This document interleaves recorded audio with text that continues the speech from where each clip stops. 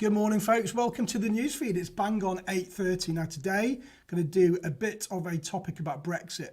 We've not heard about Brexit for a while. Now it's back here. Obviously, we've just gone through it because the whole coronavirus element just really took over. So what's happening in the Brexit world and what does it mean to us as landlords? Now, please do say hi. Tell us where you're from. We'll do the shout outs and we'll get straight into the news. Hi, I'm Rick Gannon. Welcome back to my channel.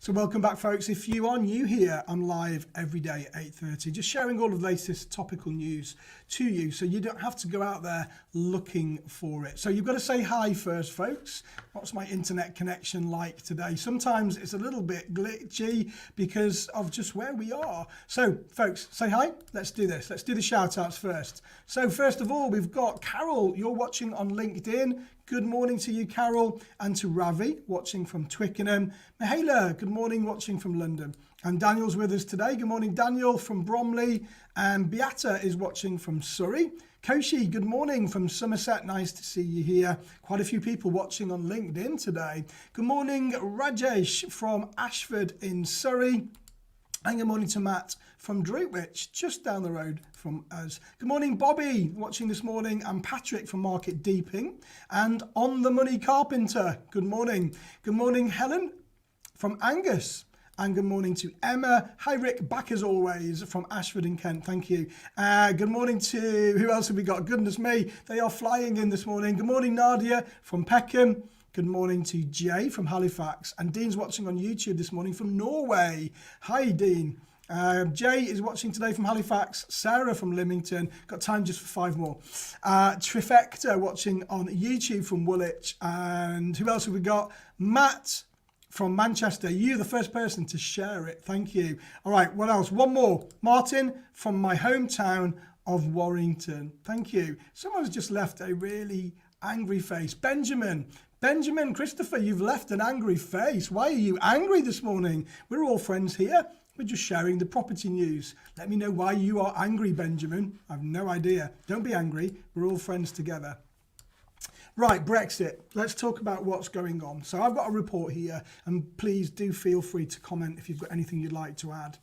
Now, it's been an area of hot discussion in recent weeks as the UK gets used to its new post-Brexit reality, where the freedom to live, work and settle in the EU is no longer an enshrined right. Here on the newsfeed today, we have got the report from Property Investor Today. That's where the source has come from. And they've taken a closer look at the situation in Spain and France, which is perhaps more nuanced than it seems at first glance.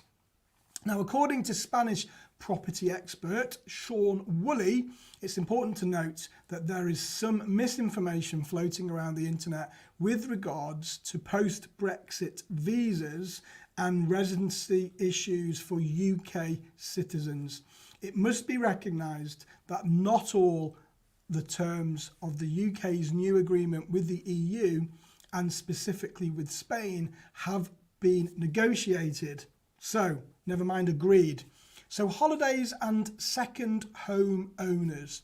Holidays to Spain with stays of less than 90 days within any 180-day period will remain unaffected by the UK leaving the EU. Okay, so that's unaffected, excuse me. Do apologise. So this therefore accounts for the vast majority of holidays and also a majority of holiday home owners in Spain who use their property in the sun as a second home. There are actually very few who use their property abroad for longer than 3-month periods. The complications then start to arise once visitors to Spain want to stay for extended periods of over 90 days in every 180-day period. In these early days of the post-Brexit arrangements, apart from COVID regulation, there is no evidence of counting in passport stamping or registration of overseas visitors to Spain. And it's expected that there will be discussions between the UK and the Spanish authorities in the future about these issues. But right now, and understandably, it's not a priority for either government. But interestingly, citizens of Switzerland and Norway, two countries that are not members of the EU, are free to go to Spain whenever they choose. Effectively, these citizens enjoy free movement. It's also likely for UK citizens, but we just don't know. But it would seem to be in the interests of both Spanish and Spain and the UK to come to a similar agreement in the not too distant future. The vast majority of both nations' immigrants contribute financially to the other's economy. So permanent residency, what does that mean? Permanent residency, at midnight on December the 31st, 2020, UK citizens lost their right to automatic residency of EU countries when the Brexit transition period came to a jarring halt. Unless someone was already in the application system or can now retrospectively prove their residence in Spain prior to that date, then they would appear to be stuck. So what about other options? So there are still ways for UK citizens to obtain residency, in Spain specifically, but the doors appear to be closing on the applicants who are unable to prove their financial independence or are unable to invest a minimum of €500,000. Interesting. So what are we going to do in the UK? Well, it's still open and we still don't know what's going to happen to our Eastern European tenants, you know, that we've got right now. So I'll be welcome to any comments on that. But that brings me on nicely to, there's an analysis of the rental market in England, and it's revealed a dramatic drop in the number of EU nationals taking up tenancies. The proportion of EU tenants living in England has decreased since 2017, and that's just after the EU referendum when the demographics changed. Prop tech platform Goodlord has analysed an England-wide sample of 300,000 rental tenancy agreements signed between January 2017 and November 2020, and from January 2017 the proportion of EU renters in England fell from 20% to 14% of all tenants. International tenants from non-EU countries are also down from 13% to 11%, and as a result the proportion of renters with UK citizenship rose from 66 to 74%. By 2019, only 16% of all renters in England were from the EU. UK nationals accounted for 71% of tenants, and those from non-EU countries accounted for 12%. By the end of 2020, the proportion of EU tenants had fallen a further 2% to 14%. International residents dropped 1% to 11% of the total. The biggest impact has been on London. During 2017, the average proportion of London tenants originally from EU countries stood at 29%. In 2020, EU tenants accounted for just 22% of London residents. So Tom Mundy, who is the Chief Operating Officer from the company that did the research, has said that there was no mass exodus of EU citizens following the Brexit vote, and instead we've seen a steady but marked decrease in the number of people from the EU moving to England over the last 4 years. And this trend has borne out across the whole of England, but particularly so in London, which had a higher number of EU tenants to start with. We saw a bump in numbers in 2018, just ahead of the 2-year deadline, as those wishing to make England their home took what might have been their last chance. But since then, each passing month has seen the number of people from Europe signing rental agreements steadily decline, unfortunately. So what do we have to say about that, folks? Any comments on that? Are you worried about your tenants getting visas and getting the right to stay? What do you think it'll have as an impact on your particular business? So good morning to Susan. Good morning, Kirtan. We've just been talking on Clubhouse. Good morning, Gemma. Lots of still good mornings. Good morning, Kim from Taymouth. Sarah's saying more of an issue is the taxing of holiday let income. No longer expenses can be deducted and rate of interest went up from 19% to 24%. Thank you, Sarah. Miesco, good morning from Cambridge. And Yemi from Essex. Loads of people still saying hi. A lot of EU nationals took mortgages. Apparently 90% of your friends are now homeowners. Awesome. That's good news. The statistics don't actually include that, do they? So it could be a little bit flawed. I wonder if anybody else is concerned. Now, I think probably about 2 years ago, I would say that 70% of my own tenant demographic were from Eastern Europe. And now that's slowly getting filtered out a little bit and it's getting less and less. But the great tenants, and I'd be really, sort of love to see what's going to happen come next year when all of this is normal and we're all back on our feet again. Carol saying worried about shortage of EU tenants. Yeah, I'm the same at the moment. If anybody else would like to contribute towards that, then just please do let me know. Okay, right. Who is next? Let's have a look. Apparently the Scottish Labour Party have written to the SNP government of the country to demand more protection for private tenants. More protection, don't get me ranting, folks. More protection than they have already got. Goodness me. Labour housing spokesman Pauline McNeill wants the Holyrood government to pass new laws following the awarding of the first so-called wrongful tenant order, which was made earlier this month. The WTO, the wrongful tenant order, came about when a landlord provided a tenant with a notice to leave, stating the landlord and family wanted to move into and occupy the rental accommodation as their main home. However, the property was then relet to another tenant, prompting a court to issue this order. Labour claims that currently the standard of proof for evictions remains too low, leaving tenants vulnerable to eviction. McNeill wants landlords to provide more substantial evidence to support their decision to terminate a tenancy, and the party wants amendments to the emergency measures in place during the pandemic. We simply cannot have landlords evicting people on unfair grounds in the middle of a pandemic.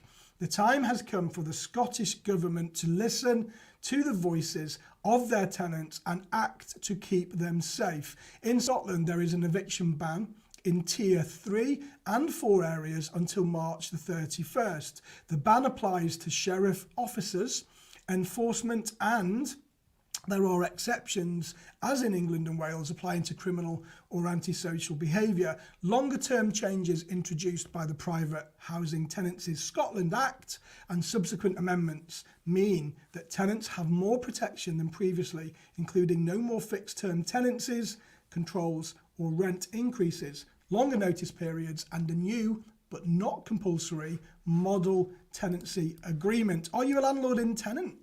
Are you a landlord or tenant in Scotland? And what do you think this is going to have as an effect onto your business? Mark saying, good morning from the Isle of Wight. Good morning, Yesco. They should call for protection for landlords. Protection for landlords. The two words, protection and landlords, are never in the same sentence, are they? It just is what it is. Now, I've had a rant for a long time. I'm not going to rant today, not yet, not here. But I think that you're absolutely right, Miesco. It's really difficult and it gets, it's just more and more of a pinch. Now, we've also got the respite breathing space law that's coming in soon as well. Now, I did a report on that last week. I'll do another one next week just to give you some updates. Now, I've compiled a report. I've been doing a lot of work in the background and I've compiled a report and I will release that soon on what that means and how you need to adhere to it as a private landlord.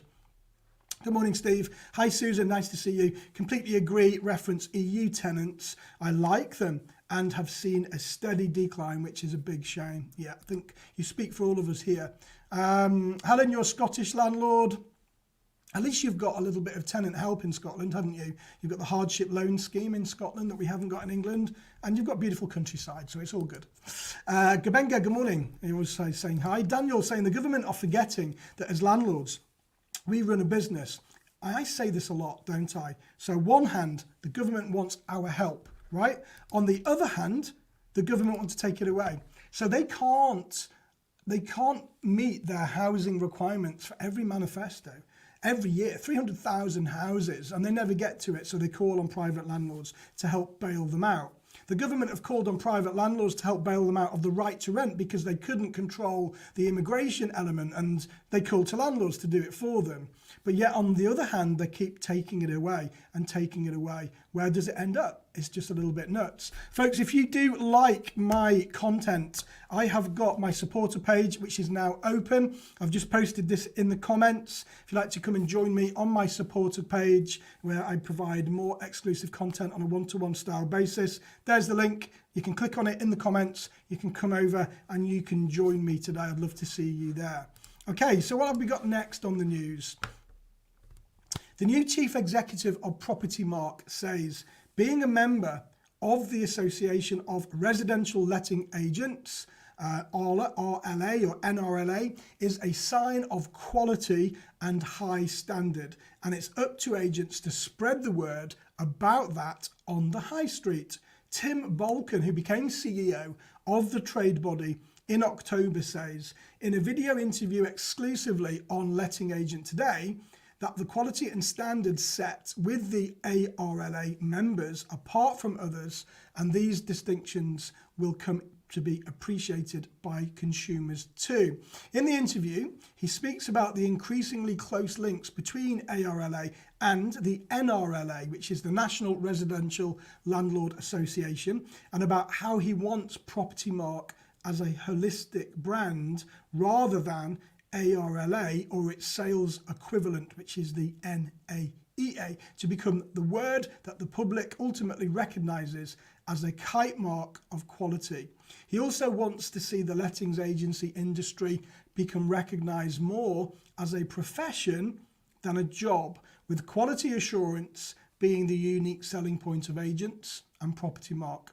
So are you a member of the NRLA? Now, it's not a legal requirement, but I tell you folks, I've been a member now of the NRLA, I don't know, coming up for a decade probably, or the whatever it was called before, the NLA. And it's £9 a month. And for £9 a month, we get an absolute massive amount of value for that. You can get legal advice. Sometimes the legal advice isn't actually that good. But the other elements, you get contracts, you've got tenancy agreements, you've got end of tenancy termination forms, you've got loads of stuff. So if you're not a member, get over there, have a look at it. And of course, you get to use their badge. I don't get affiliation, I don't get any commission, but I think as property professionals, it would be very prudent of you to go over there for £9 a month. I think it's fantastic. So I agree with that. Maria, hi. Maria saying currently tenants seem to have the upper hand in terms of the law. They always have. There really needs to be more recognition and support for private landlords. I don't think we're going to see it. I agree with you, Maria. If everybody agrees with this statement, give us a thumbs up. Put the little thumbs up button if you agree with that. And I do, but I don't think it's going to happen. And again, you know, with all of the furlough and all of the incentives that Rishi Sunak gave to pretty much everybody else apart from landlords, because it's seen as investment. And because it's seen as investment, we didn't get any support at all. So honestly, Maria, I like the sentiment and I agree with you 100%, but I don't think we're going to see it. I think it's going to get worse. When have we ever been seen as anything but fat cat landlords? I don't know. It's a little bit nuts, isn't it? Susan, you're a member of the NRLA. So is Carol and Arla. Kevin saying you are and you would recommend it. I agree. Lots of love coming in for the NRLA. Michelle, you are as well. And Yemi, yes, you are. And Sarah, great value. And you're doing the accreditation course. I did a feed about, I don't know, was it just before Christmas, that the NRLA have now got an accreditation course for landlords and for investors and for agents. So if you're interested in learning more, head over there. Lots of people with thumbs up now. Thank you. Loads of thumbs up coming in. Carol's saying that maybe as many of us exit the market, we might get more clout. I don't know, because when people exit, people will go in unless the landlords are going to sell and they're going to sell to private owners as their own property and they're not going to rent it. Let's just see what happens. I mean, we've got a big voice. What, 2.4 million people in the private rental sector? You know, we provide the biggest part of accommodation, you know, to people that don't own. So I think the tables need to start to turn. And, you know, we're all fat cat landlords, aren't we? We're all driving around in Ferraris, aren't we? And helicopters, aren't we? That's what the perception of the public is, which is not the same. You know, very often you've got private landlords that have got 1 or 2 properties and that's all. And they're relying on those properties as a part of their pension. That's their income. And now we've got the tenant respite scheme. We've got lobbying in Parliament for students to be able to go pay as you go whilst their term sort of changes from home learning and learning in-house. We've got the repeal of Section 21. This is current. This is going on now. What else have we got at the moment? The 6-month eviction ban. There's talk about doubling the capital gains tax when you sell a property, unless it's, of course, in a limited company. Wow, we could just go on, couldn't we? So it's all take at the moment.